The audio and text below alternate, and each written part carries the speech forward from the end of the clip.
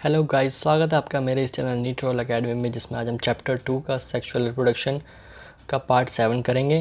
The topic which we are discussing in today in this video are pollen pistil interaction, artificial hybridisation और fertilisation. हम start कर देंगे। तो आइए start करते हैं पहले टॉपिक से, पोलन पिस्टल इंटरेक्शन से। पहला टॉपिक हमारा पोलन पिस्टल इंटरेक्शन। जैसा कि दोस्तों नाम से पता चल रहा है पोलन पिस्टल इंटरेक्शन, तो पोलन पिस्टल इंटरेक्शन में होगा क्या। पोलन और पिस्टल के इंटरेक्शन को पोलन पिस्टल इंटरेक्शन कहते हैं, जिसमें स्टिग्मा जो होता है receptive to its own pollen grain and promotes the germination of pollen grain of receptive pollen grain. तो इसमें क्या होता है, stigma receptive to its own pollen grain and promotes the germination of pollen tube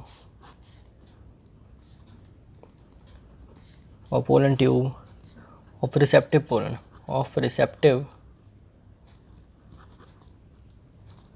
pollen यानी कि receptive to its own pollen grain, यानी कि जो उसका खुद का पोलन ग्रेन होता है वो उसके लिए रिसेप्टिव होता है, वो उसको रिसीव कर लेता है।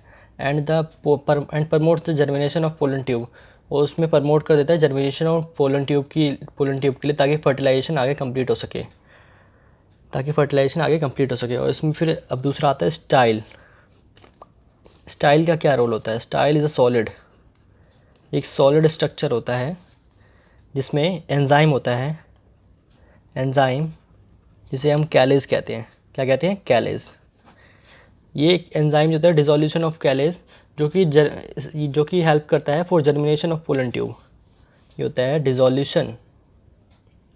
Dissolution of callose which help in germination of pollen tube. ये पोलन ट्यूब की जर्मिनेशन में हेल्प करता है। क्या करता है? पोलन ट्यूब की जर्मिनेशन में हेल्प करता है स्टाइल का ये एंजाइम, जो कि कैलेज जिसका नाम है, पोलन ट्यूब की जर्मिनेशन में हेल्प करता है। अब जैसे कि एग्जांपल ले लेते हैं हम लोग डायग्राम से। डायग्राम ये बन गया। डायग्राम उतना एक्यूरेट नहीं मिलेगा आपको, क्योंकि डायग्राम उतना सही बनता नहीं है मेरे से। ये होगी अपनी पोलन ट्यूब।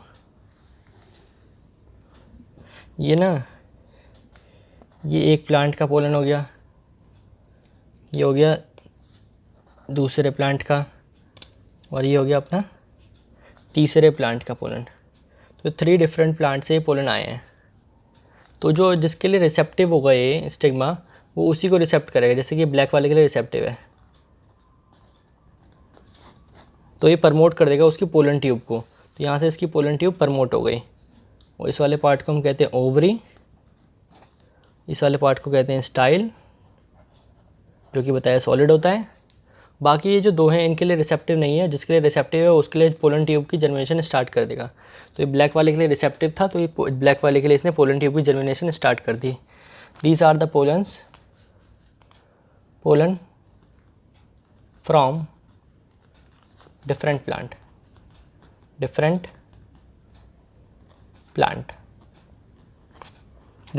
के पोलन्स हैं। इसमें आपको पता चल गया कि पोलन पिस्टल इंटरेक्शन में क्या होगा। जिसके लिए वो रिसेप्टिव होगा, जिस पोलन के लिए स्टिग्मा रिसेप्टिव होगा, उसके लिए पोलन ट्यूब को जर्मिनेट कर देगा और फर्टिलाइजेशन करवाएगा। अब हम आगे बढ़ते हैं अपने नेक्स्ट टॉपिक की तरफ, आर्टिफिशियल हाइब्रिडाइजेशन। आर्टिफिशियल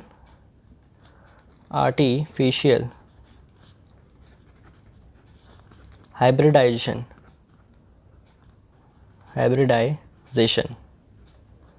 तो जैसा कि आपको नाम से पता चला आर्टिफिशियल हाइब्रिडाइजेशन, इसमें कुछ मतलब पुराने टाइप में ही होगा। इसमें आर्टिफिशियली सब कुछ करवाया जाएगा, यानी कि इंसान ही करवाएगा जो भी इसमें कुछ करवाएगा। तो इसमें हम अपने मतलब का डिज़ायर्ड पोलन लेते हैं, डिज़ायर्ड पोलन को हम लेते हैं, और फिर उसको आर्टिफिशियली डिज़ायर्ड स्टिग्मा के ऊपर गिराते हैं।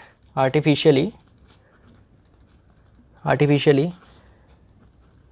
हम उसको डिज़ायर्ड स्टिग्मा पे गिरा देते हैं। जिस स्टिग्मा पे हमें करवाना है पोलिनेशन, उस पर हम उसको गिरा देंगे, उस पोलन को, ताकि यहाँ पे पोलन ट्यूब की जर्मिनेशन स्टार्ट हो जाए।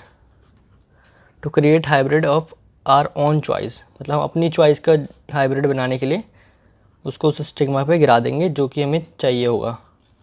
तो हाइब्रिड बट सेम स्पीसीज होनी चाहिए, स्पीसीज आर सेम, कंडीशन है own choice. In case flower are bisexual, अगर फ्लावर बाइसेक्सुअल है, in case of bisexual flower, bisexual flower, bisexual flower के केस में क्या होता है, तो the anther is cut and removed, इसमें एंथर को कट किया तो रिमूव कर दिया जाता है। इसको हम क्या कहते हैं, when the anther is cut, जब एंथर को कट कर दिया जाता है, एंड रिमूव, उसको रिमूव कर दिया जाता है, and remove, that is called emasculation. क्या कहते हैं, इमैस्कुलेशन, उसको इमैस्कुलेशन कहते हैं जब एंथर को कट करके उसको रिमूव कर दिया जाता है। फिर अब दूसरा आता है हमारा इसमें बैगिंग, ये था पहला, ये हो गया दूसरा, ये है बैगिंग। बैगिंग यानी कि उसको पैक करके रख दिया जाता है, bagging of emasculated flower, bagging of emasculated flower, यानी कि जिस फ्लावर को हमने अलग किया उसको हम अपने बैग में पैक कर लेंगे, जिसे हम बैगिंग कहते हैं। तो bagging of emasculated flower which we are want to hybrid with other stigma, तो जिसको हम आर्टिफिशियली मतलब हाइब्रिडाइजेशन करवाना चाहते हैं दूसरे स्टिग्मा के साथ, जिस पोलन का, उसको हम अलग से एक फ्लावर को जो हम लेंगे उसको हम अलग से एक बैग में पैक कर देंगे, जिसको हम इमैस्कुलेटेड फ्लावर ऑफ बैगिंग कहेंगे, बैगिंग ऑफ इमैस्कुलेटेड फ्लावर। अब आइए हम देखते हैं डिज़ायर्ड पोलन कौन सा होता है। डिज़ायर्ड पोलन वो होगा जो कि हमें चाहिए होगा कि हम किस स्टिग्मा के साथ उसको जर्मिनेट करवाएं, किस स्टिग्मा के साथ हम उसको जर्मिनेट करवाएं। डिज़ायर्ड पोलन स्टिग्मा का पॉलिनेशन होगा, डिज़ायर्ड पोलन, और जो हमारा डिज़ायर्ड स्टिग्मा होगा वहाँ पे पॉलिनेशन करवाएंगे, जो बैगिंग करके इमैस्कुलेटेड फ्लावर को रखा था उसकी। अब दोबारा से हम उसको रिबैगिंग कर देंगे। दोबारा से रिबैगिंग क्यों करी, ताकि और कोई अनवांटेड उस पर पोलन ना आ जाए, ताकि उसकी पॉलिनेशन पहले ना हो जाए, इसलिए हम उसको दोबारा से बैगिंग कर देंगे, ताकि जो हमारा डिज़ायर्ड पोलन है और डिज़ायर्ड स्टिग्मा है उसी का पॉलिनेशन हो सके, उसके अलावा कोई दूसरा आके वहाँ पे पॉलिनेट ना कर सके, इसलिए हम उसको रिबैगिंग कर देंगे। इन यूनिसेक्सुअल फ्लावर emasculated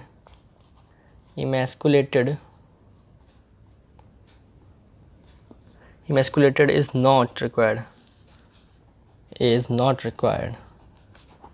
मतलब यूनिसेक्सुअल फ्लावर जो होगा ना उसमें इमैस्कुलेशन मतलब रिक्वायर्ड नहीं होगी ऑलरेडी, क्योंकि उसमें ऑलरेडी यूनिसेक्सुअल यानी कि एक ही सेक्सुअल कैरेक्टर होगा, यानी कि या तो मेल होगा या तो फीमेल होगा।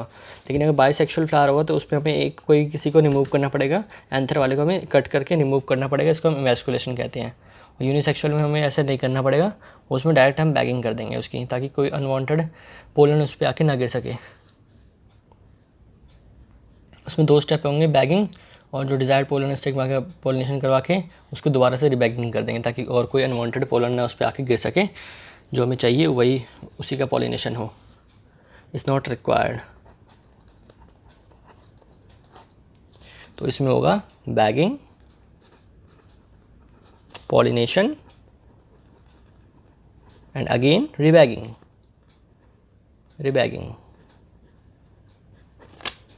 समझ गए, ये हो गया अपना यूनिसेक्सुअल फ्लावर के केस में, यूनिसेक्सुअल फ्लावर के केस में बैगिंग, पॉलिनेशन एंड अगेन रिबैगिंग। बहुत ही इजी कॉन्सेप्ट है ये आपको एक ही बार में समझ में आ जाएंगे, बस थोड़ा सा माइंड ओपनली खोल के बैठो, एक बार में समझ में आ जाएगा। अब हम स्टार्ट करते हैं ना fertilisation. Fertilisation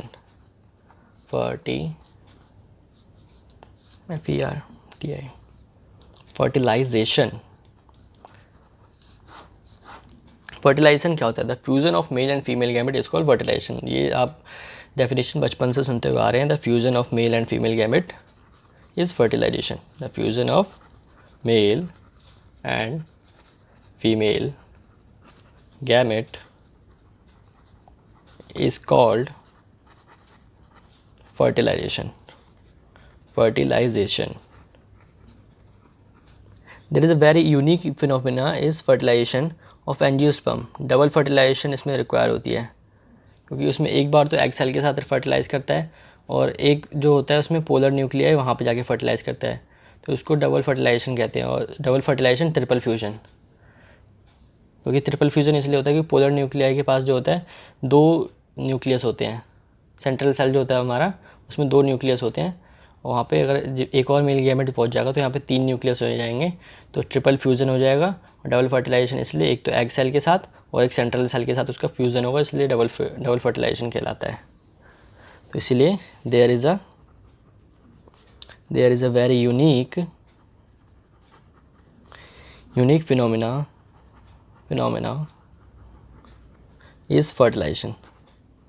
is fertilization of angiosperm, which is called double fertilization. क्या कहते हैं? Double fertilisation. डबल फर्टिलाइजेशन कहते हैं. फर्टिलाइजेशन स्टार्ट किया था हमने, अंडरलाइन कर देंगे. तो पोलन ग्रेन का जो स्टिग्मा होगा परमिट करेगा जर्मिनेशन ऑफ पोलन ट्यूब को. तो पोलन ग्रेन जो जर्मिनेट करता है स्टिग्मा के ऊपर, स्टिग्मा पे जो जर्मिनेट करेगा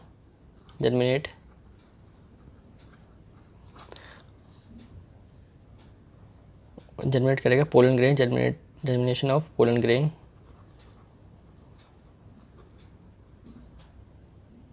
generation of pollen tube, pollen grain नहीं, पोलन ट्यूब. तो जो पोलन ग्रेन होगा स्टिग्मा पे जब वो रिसेप्टिव होगा तो वो परमिट करेगा जर्मिनेशन ऑफ पोलन ट्यूब. तो 60% एंजियोस्पर्म में ऐसा होता है. 60% एंजियोस्पर्म में ऐसा होता है. एंजियोस्पर्म पोलन ग्रेन जो होते हैं 2 सेल स्टेज पे ही मतलब फर्टिलाइजेशन कर पाते हैं. 2 सेल स्टेज पे फर्टिलाइज कर देते हैं pollen grain fertilised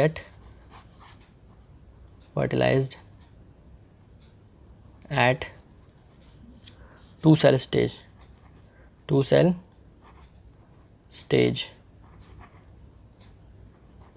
cell stage कौन सी होगी ये बता चुका हूँ. माइटोटिकली डिवाइड करते हैं. माइटोटिकली डिवाइड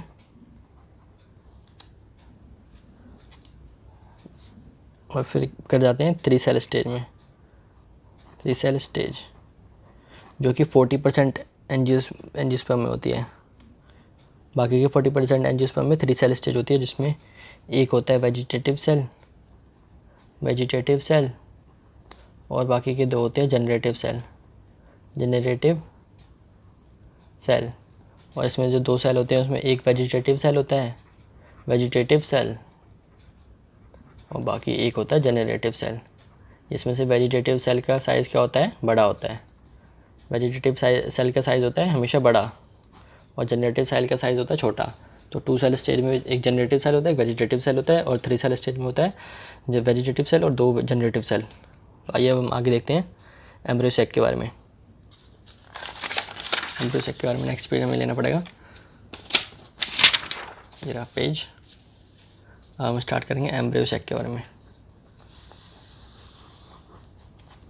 क्या स्टार्ट करना है? एम्ब्रियो सैक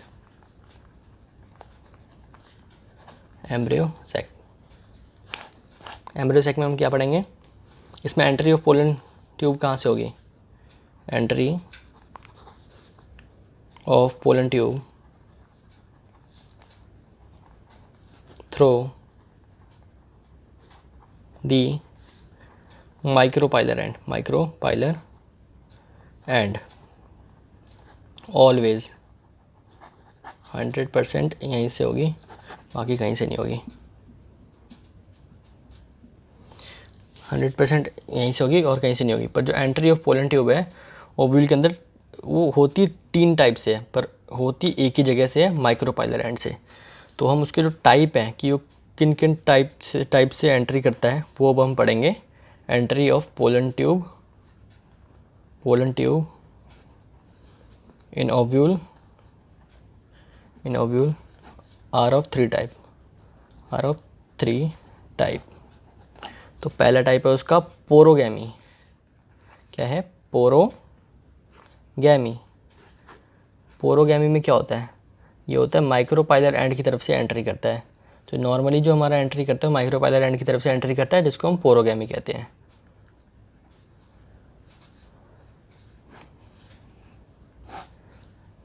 एंट्री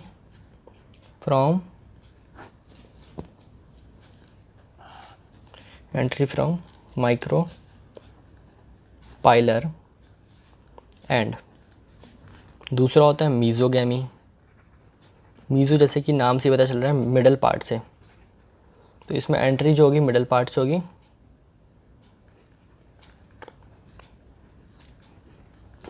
होगी। बट ये ओव्यूल के अंदर जो एंट्री करेगा माइक्रोपाइलर एंड की तरफ से ही करेगा। ओव्यूल के अंदर एंट्री करेगा माइक्रोपाइलर एंड की तरफ से ही करेगा। ओव्यूल के अंदर मतलब फर्टिलाइजेशन ये हमेशा माइक्रोपाइलर एंड की तरफ से ही करेगा। पोलन ट्यूब की एंट्री हमेशा माइक्रोपाइलर एंड की तरफ से ही होगी, ये ध्यान रखना। Through the filiform apparatus। अब चैलेजोगैमी से नाम से पता चल रहा है चैलेजल एंड से इसमें एंट्री होगी चैलेजोगैमी।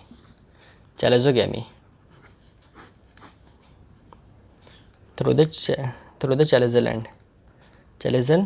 एंड से एंट्री होगी इसमें। But entry into the embryo sac will always occur from the micropylar end. हमेशा माइक्रोपाइलर एंड की तरफ से हमेशा एंट्री होगी इसमें, ये बता चुका हूँ यहाँ पे ऑलवेज। ठीक है, ऑलवेज माइक्रोपाइलर एंड की तरफ से ही हमेशा एंट्री होगी पोलन ट्यूब की, क्योंकि वहीं से वो जर्मिनेशन कर पाएगा, बाकी और कहीं से वो कर नहीं पाएगा जर्मिनेशन अपनी। बाकी का हम दूसरी क्लास में अपना फर्टिलाइजेशन का टॉपिक को जो है कंटिन्यू करेंगे, जिसमें हम पढ़ेंगे अपना एनाट्रोपस ओव्यूल का स्ट्रक्चर। एनाट्रोपस ओव्यूल का स्ट्रक्चर। इस स्ट्रक्चर में हम सब कुछ अच्छे से समझेंगे कि चैलेजल एंड कहाँ पे होता है, और पोलन ट्यूब में चैलेजोगैमी कहाँ पे होती है, मीजोगैमी कहाँ पे होती है, और माइक्रोपाइलर एंड में पोरोगैमी किस तरफ से होती है। फिर उसके बाद हम अपना करेंगे 2 सेल स्टेज पे वो कहाँ पे फर्टिलाइजेशन करता है, और 3 सेल स्टेज पे कहाँ पे वो फर्टिलाइजेशन करता है। ये सब हम आगे अपनी क्लासेस में कंटिन्यू करेंगे। तब तक के लिए आप इस वीडियो को देखने के लिए थैंक यू। वीडियो को लाइक कर दें, चैनल को सब्सक्राइब कर दें और बेल आइकन को ज़रूर प्रेस करें, ताकि आपके हमारी आने वाली वीडियोस की नोटिफिकेशन मिल सके। Thank you, have a great day. बाकी पार्ट्स का लिंक जो है डिस्क्रिप्शन बॉक्स में चेक कर लेना एक बार, ताकि कोई सी भी वीडियो आपकी छूट ना पाए, आपको ये वाला पार्ट सही से समझ में आए। Thank you.